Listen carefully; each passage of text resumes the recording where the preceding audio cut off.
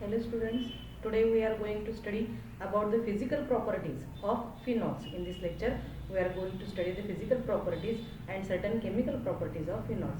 There are four properties, physical properties of phenols. They are physical state of phenol, melting point and boiling point of phenol, nature of intermolecular forces present in phenol, and solubility of phenols.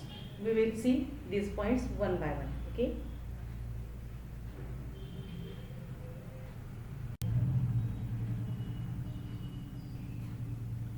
Here we will see the first property of phenol, that is physical state. Pure phenol is colorless toxic solid. Phenol, it is present in crystalline form, solid form, and it is colorless as well as it is toxic in nature also.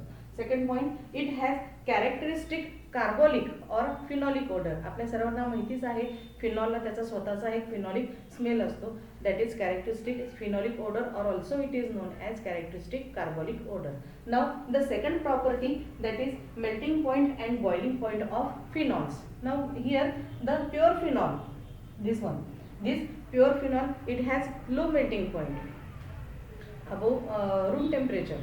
Room टेम्परेचरपेक्षा थोडंसं जास्त temperature असेल तरीही हा pure phenol जो आहे this one, it shows the lower melting point, लगेच तो मेल्ट होतो. Now here are the certain examples. त्यात पुन्हा काय होतंय, the melting point and boiling point of phenols they increases with increase in molecular mass. म्हणजेच जसजसं मॉलिक्युलर मास इन्क्रीज होत जाईल, म्हणजे फिनॉलला अटॅच असणारे ग्रुप जर इन्क्रीज होत गेले, त्याचं मॉलिक्युलर वेट वाढत गेलं, तर फिनॉलचा मेल्टिंग पॉईंट आणि बॉइलिंग पॉईंट जो आहे तो इन्क्रीज होत जातो. Here are the certain examples. फिनॉलमध्ये इथं फक्त एकच OH ग्रुप आहे. Its melting point is 41, room टेम्परेचरपेक्षा थोडासा जास्त आहे, and boiling point it is 182 degree. ओक्रिसॉलमध्ये काय होतं, या फिनॉलला ऑर्थो पोझिशनला CH3 ग्रुप अटॅच आहे, म्हणजे मिथाइल ग्रुप अटॅच आहे.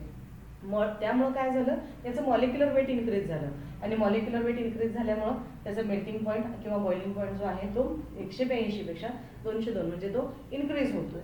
त्यानंतर ऑर्थोनायट्रोफिनॉलमध्ये ऑर्थो पोझिशनला नायट्रो ग्रुप अटॅच आहे. याचं मॉलिक्युलर वेट CH3 ग्रुपपेक्षा जास्त आहे, म्हणजेच हा कंपाऊंड याच्यापेक्षा थोडंसं मॉलिक्युलर वेटनी कमी आहे, किंवा या कंपाऊंडचं मॉलिक्युलर वेट जास्त आहे. Therefore it shows melting point greater 45 and boiling point again it is greater, that is 217 degree centigrade. Here are the two physical properties. Now we will see the next physical properties.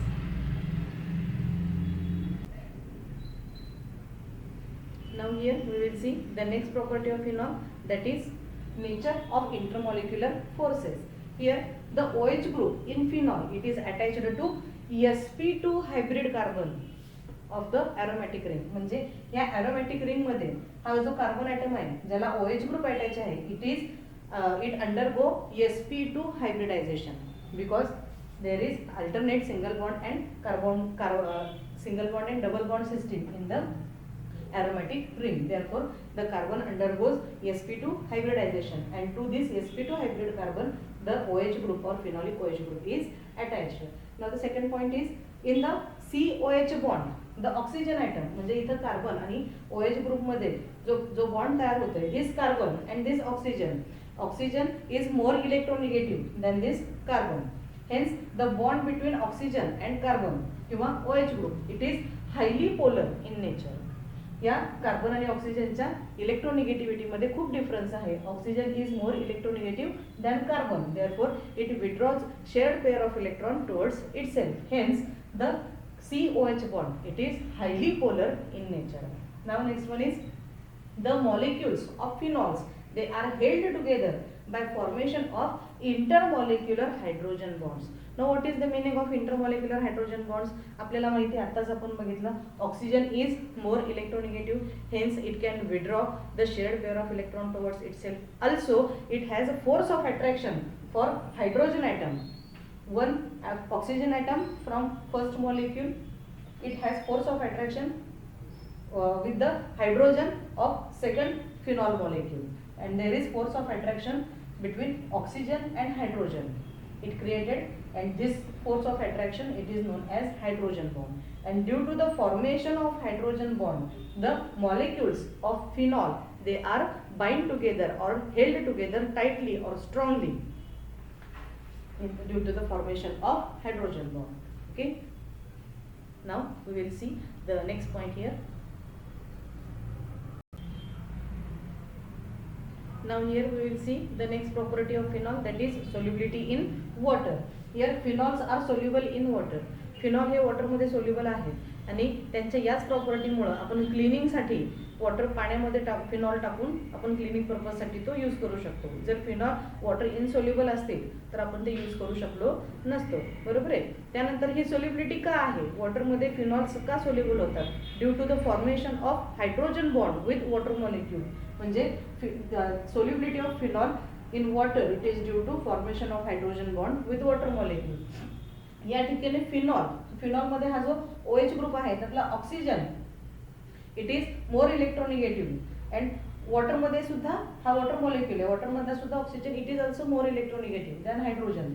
This oxygen in water molecule it attracts the hydrogen from phenol group and there is formation of hydrogen bond. Also the hydrogen molecule from water it get attracted by the oxygen from phenol molecule, hence there is formation of also hydrogen bond. And due to the formation of strong hydrogen bonds, the phenols are soluble in water. जेवढं solvent बरोबर जेवढं water फॉर्मेशनची जेवढं hydrogen bond फॉर्मेशनची capacity जेवढी जास्त असेल तेवढा तो compound वॉटरमध्ये जास्त सोल्युबल असतो. इथं फिनॉलची कॅपॅसिटी त्या मानाने भरपूर आहे, चांगली कॅपॅसिटी आहे. Therefore phenols are highly soluble किंवा they are water soluble due to the formation of hydrogen bond. Here we completed the physical properties of phenol. Now we will see or we will start with the next property that is chemical properties of phenol. या chemical properties of फिनॉल्समध्ये आपल्याला एकूण 3 property study करायच्या आहेत. त्यातली first property जी आहे ती laboratory test. Second property, the reactions which involve the breaking of bond between oxygen and hydrogen. And the third property, the reactions which involve the breaking of bond between carbon and OH group किंवा carbon and oxygen of hydroxyl group OH group. अशा प्रकारच्या 3 chemical properties आपल्याला study करायच्या आहेत. Now we will see the properties one by one, chemical properties one by one. Okay,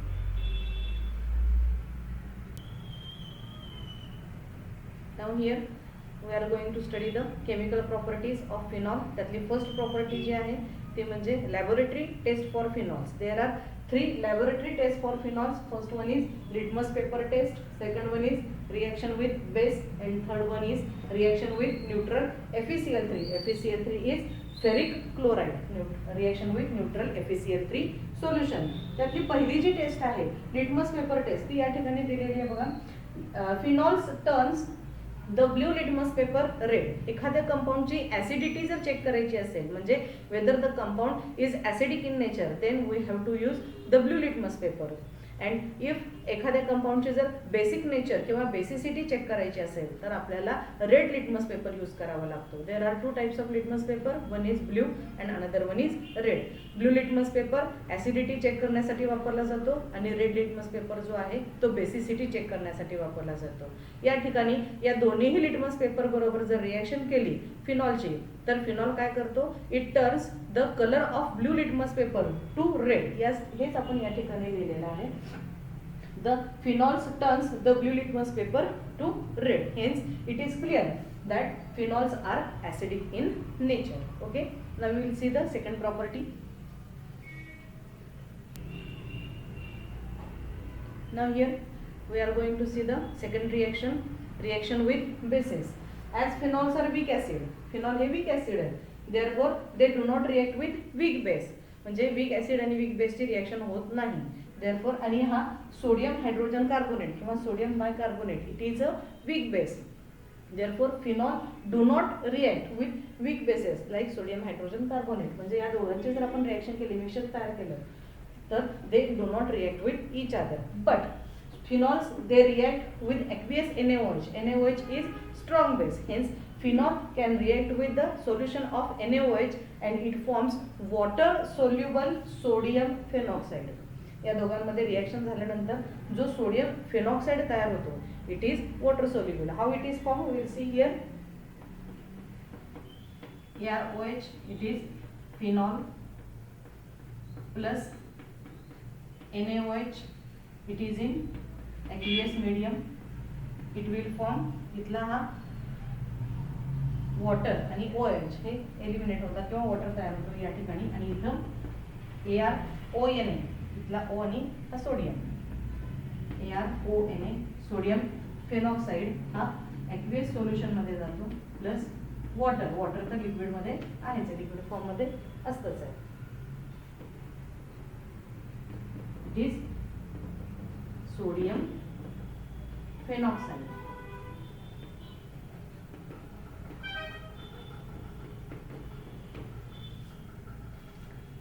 formation of sodium phenoxide takes place on reaction with aqueous NaOH. म्हणजे हा strong base आहे, या strong base बरोबर phenol react होतो आणि हा sodium phenoxide तयार होतो आणि हा सोडियम फेनॉक्साइड जो आहे तो वॉटर सोल्युबल आहे. आता हे मी वॉटर सोल्युबल का आहे म्हणजे काय होतं इथं या ठिकाणी तर this sodium phenoxide it can be reprecipitated or regenerated. म्हणजे तो पुन्हा आपल्याला रिप्रेसिपिटेट करता येतो किंवा तो आपल्याला पुन्हा रिजनरेट करता येतो, पुन्हा तयार करता येतो. कसा तयार करणार बाय रिएक्शन विथ HCl. म्हणजे हा सोडियम फेनॉक्साइड हा सॉल्ट आहे. हा सॉल्ट जर आपण HCl बरोबर म्हणजे स्ट्रॉंग ॲसिड बरोबर हा बेसचा सॉल्ट आहे, त्यामुळं हा जर आपण ॲसिड बरोबर पुन्हा रिएक्ट केला तर फिनॉल इज रिप्रेसिपिटेटेड. इथं फिनॉलचा प्रेसिपिटेट तयार होतो. Okay, how it is take place will see here. ArONA it is sodium phenoxide.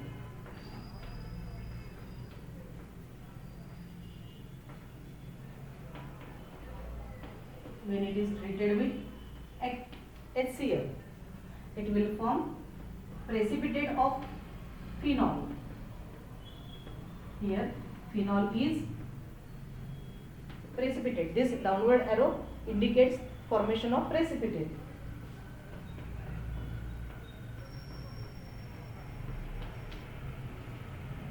In this way, we can reprecipitate or regenerate phenol from sodium phenoxide.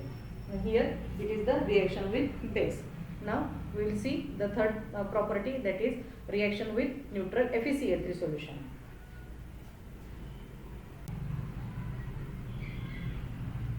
Now here it is the third reaction, that is reaction with neutral FeCl3. FeCl3 is ferric chloride. Neutral FeCl3 solution बरोबर फिनॉलची reaction कशी होते. Here phenols on reaction with neutral FeCl3 solution they forms deep blue colored or violet colored or green colored solution. म्हणजे neutral FeCl3 च्या solution बरोबर जर phenol react केले तर FeCl3 सोल्युशनचा कलर चेंज होतो. ॲक्च्युअल FeCl3 सोल्युशनचा कलर येलो असतो. That yellow colour it gets changed to deep blue colour or violet colour or green colour. And this color change, formation of colored solution, it is due to the formation of ferric phenoxide. Due to the formation of ferric phenoxide. How the reaction takes place we will see here.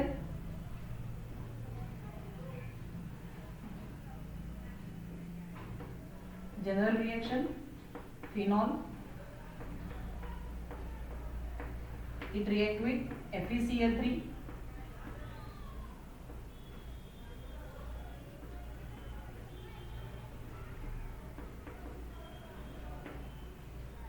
This reaction takes place at room temperature. We can carry out this reaction in laboratory also. Here, a phenoxide ion, and it combines with ferric ion thrice. It is ferric phenoxide.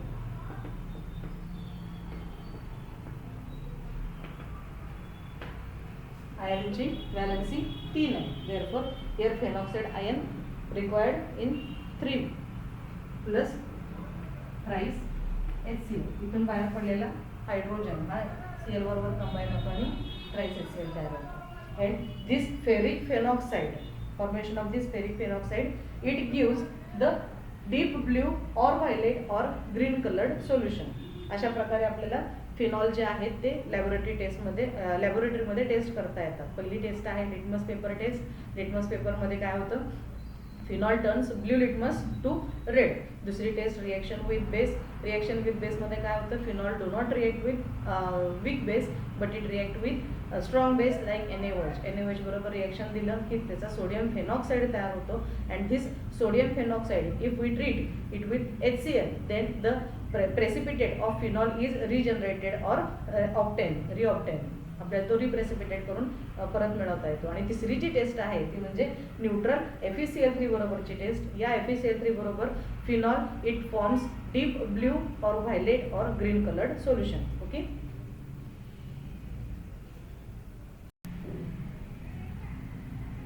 Now here we are going to discuss about the most important question from the examination point of view. 12वीच्या board एक्झामच्या दृष्टिकोनातून एक महत्त्वाचा question आपण इथं discuss करणार आहोत. हा प्रश्न जो आहे तो बऱ्याच वेळेला 12वीच्या बोर्ड एक्झाममध्ये विचारलेला आहे. हा प्रश्न विचारताना कसा विचारला जातो, write any two distinguishing test between alcohols and phenols. हा प्रश्न 2 मार्कासाठी विचारला जातो. या ठिकाणी इथं आपल्याला याच पद्धतीनं डिस्टिंग्विशिंग जेव्हा कॅरेक्टरिस्टिक असतात त्यावेळी ते आपल्याला या डिस्टिंग्विशिंग पॅटर्न प्रमाणेच लिहावे लागतात. अगोदर तुम्ही फिनॉलचे लिहिले, नंतर अल्कोहोलचे लिहिले, एका खाली एक नोट्स लिहिल्यासारखं, तर तसे ते स्वीकारले जात नाहीत किंवा तपासले जात नाहीत. या ठिकाणी आपल्याला याच फॉर्मॅटमध्ये किंवा याच मॅटरमध्ये डिस्टिंग्विशिंग टेस्ट लिहावी लागतात. आणि it is the one of the most important question which is asked for board examination. Now what are the test we can perform to distinguish between alcohol and phenol. आता यातली पहिलीच taste जी आहे अल्कोहोलसाठीची. Alcohols आपल्याला माहिती आहे, अल्कोहोलच्या टॉपिकमध्ये आपण बघितलेले आहे, alcohols are neutral in nature. ते न्यूट्रल आहे, त्यामुळं they do not give any reaction with litmus paper. ते रेड लिटमस बरोबर पण रिॲक्ट होत नाहीत किंवा ब्ल्यू लिटमस बरोबर पण रिॲक्ट होत नाहीत. रिॲक्ट कधी होतील, जर ॲसिडिक असतील तर ब्ल्यू लिटमस पेपर बरोबर रेड लिटमस पेपर बरोबर रिॲक्ट होतील, आणि बेसिक असतील तर ब्ल्यू बरोबर रिॲक्ट होतील. ठीक आहे. तर या ठिकाणी आपल्याला अल्कोहोल हे न्यूट्रल आहे. देअरफॉर इथं आपण फर्स्ट टेस्ट काय लिहिलेले आहे, alcohols do not change the colour of litmus paper. They will not react with litmus paper. ते ॲसिडिक लिटमस पेपर रेड बरोबर पण रिॲक्ट होत नाहीत आणि बेसिक लिटमस पेपर ब्ल्यू बरोबर पण रिॲक्ट होत नाहीत. कोणत्याही प्रकारचे लिटमस पेपर बरोबर रिॲक्ट होत नाही.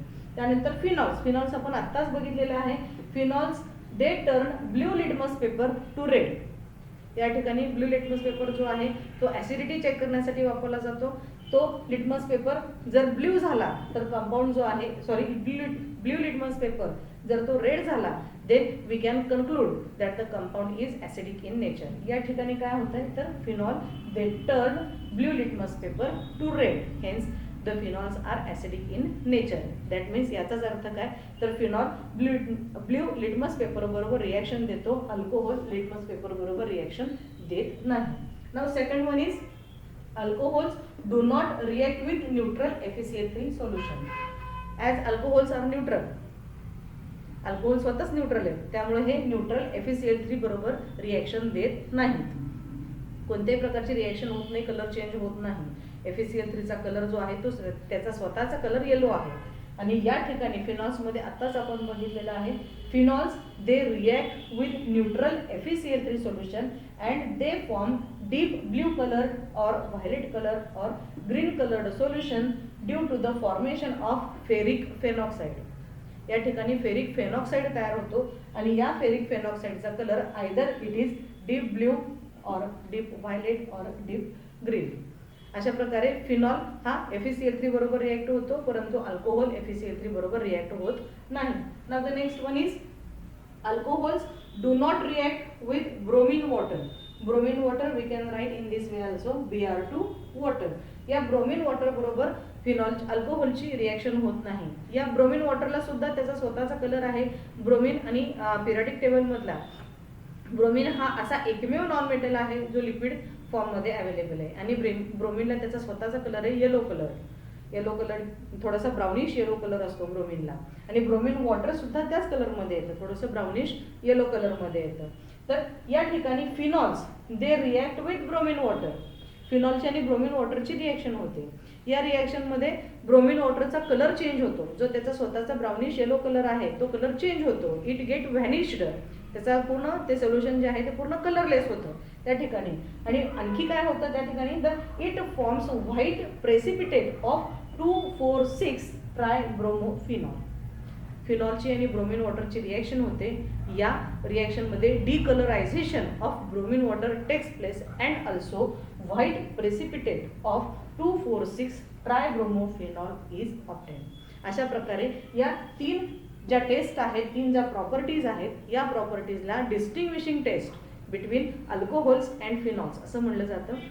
आणि या डिस्टिंग्विशिंग टेस्ट बोर्ड एक्झामला 2 मार्कासाठी विचारल्या जातात. या 3 पैकी कोणत्याही 2 लिहिल्या तरी चालतात. Okay, now you can take the screenshot for this one.